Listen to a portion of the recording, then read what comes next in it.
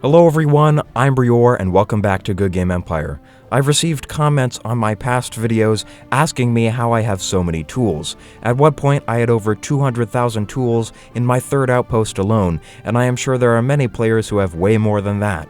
This is actually a question that I've answered before. It was in one of my quick tips videos, but I'm aware that not everyone watches those, so I thought that maybe I would make a full tutorial about it.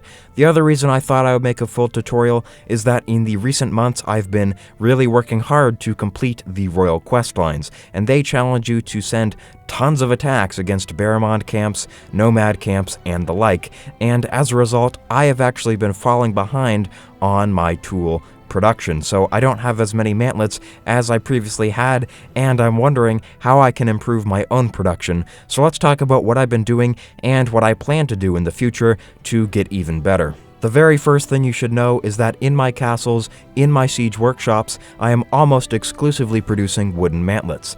Occasionally I produce wooden rams if I really need those, but once again it is almost entirely mantlets. I am almost always producing mantlets in my outer kingdoms, that means ice, sands, and fire, because resources are very easy to get there from all of the NPCs that I've leveled up.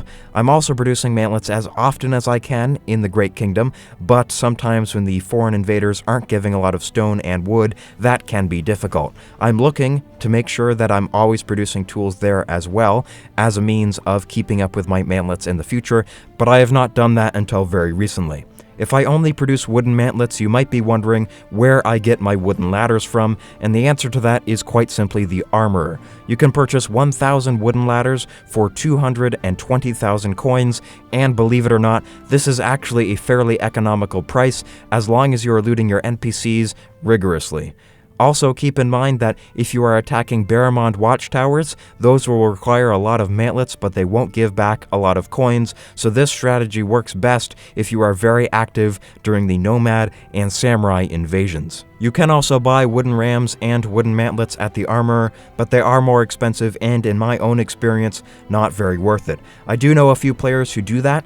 They are the kinds of players who don't even spy during the events. They just send attack after attack after attack, and they do very well in the events, but I have never known that kind of player to have a lot of coins, so keep that in mind if you ever plan on purchasing wooden mantlets from the armorer. You can also, of course, buy ruby tools from the armorer, but you should be getting those in droves from the events, so hopefully you will never need to do that. If you do decide to purchase ruby tools from the armorer, be sure to wait until they are 70% off, which is the steepest discount I have ever seen on those tools. One time when that 70% offer appeared, I bought 1,000 of each kind of defense tool, and I've spread those out across my castles, and hopefully I won't have to be buying any ruby defense tools anytime soon. So, as you might be able to imagine from what I've said so far, I produce the majority of my wooden mantlets in ice, sands, and fire, but of course I spend the majority of my wooden mantlets in the Green Kingdom against nomads, samurai, Berimond camps, etc. So of course you can send those tools straight to green from your outer kingdoms,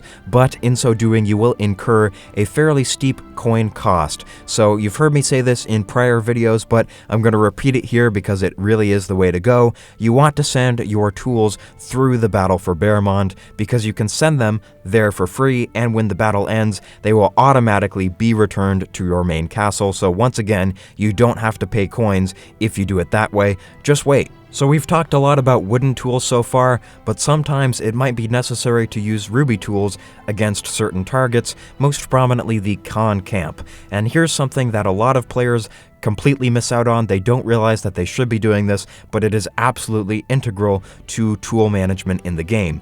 Each month you should be going to the Storm Islands, and you should be attacking the Storm Forts and capturing the Aqua Resource Islands, because if you do that and you collect Aqua, you can spend that at Luna's trade boat, and you can buy mid-level defense tools, and you can also buy dummy peasants, which are the equivalent of iron mantlets. They are very, very useful indeed. Now, why would you want to buy medium, moderately powerful defense tools? Well, the answer is, how about the attacks that come in from the Khan camp? You don't want to be spending the premium ruby tools, you only want to be spending the mid-level ruby tools. That's all you need. So if you buy the, I believe it is Bodkin arrowheads from Luna's trade boat, you will be all set to crush the Khan attacks. This is even more true because oftentimes when defending against the Khan attacks, you will want to put ranged troops on the walls, and that is because the Khan attacks don't quite work like player attacks, and they probably haven't sent as many mantlets, so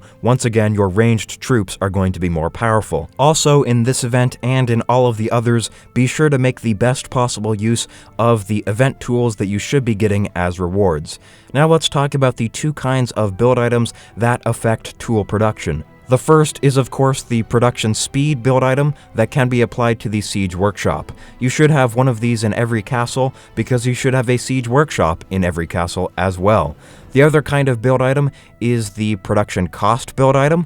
In order to use this one, you would have to have stone quarries in your castle because that's the building that they are applied to, and of course that is not very attractive at all, but if I truly run out of tools, you bet that I will be building some level 1 stone quarries and throwing some of these build items onto those, although once again that would hurt food production. That is not what I want to do. Hopefully I can just straight up avoid that. If I loot more resources, especially in green, I should be able to keep up with all of my tools being produced at the same time in all of my castles. One struggle that I'm facing that I think most players aren't is that all of my castles in the Green Kingdom are very close together. This is advantageous for a number of reasons, but it gives me access to fewer robber baron castles, so once again, that's something that I specifically will have to work on. One thing that I have been doing when I don't have stone and wood in some of my outposts is to produce glory banners for coins. This can get expensive, but it really does help against some of the smaller foreign invaders where you don't want to send horsetail standards, but you want to make the trip worth it, so just send those red coin banners along with your attack and you should be good to go. We've talked a lot so far about tool production, but don't lose sight of something that should be even more obvious. In order to make the best use of your tools, be sure that you're not sending too many on the attack. That means when attacking nomad camps, samurai camps, maybe even Berimond watchtowers, you should really only be taking 2 sections of the wall. Taking that 3rd section of the wall will require more mantlets, and that is a waste of tools. If your commanders are even reasonably good, the fight in the courtyard should go in your favor. Speaking of good commanders, as you get better commanders that are equipped with higher fortification bonuses, in other words, they have a greater amount of wall reduction, a greater amount of gate reduction, and also of moat reduction, hopefully you won't be having to send as many tools, and that's a real good encouragement, I think, to go out there and get those great NPC commanders, like, for example, the Berimond Invasion commander. Also, be sure that you've upgraded your commander equipment at the Technicus, including pieces that may not offer any melee or ranged strength, but instead offer fortification bonuses. Those are important too. Alright, ladies and gentlemen, I hope you enjoyed today's video, and I hope that you found it helpful in terms of improving your own tool management. I'm going to go try and practice what I preach and see if I can get more mantlets as well.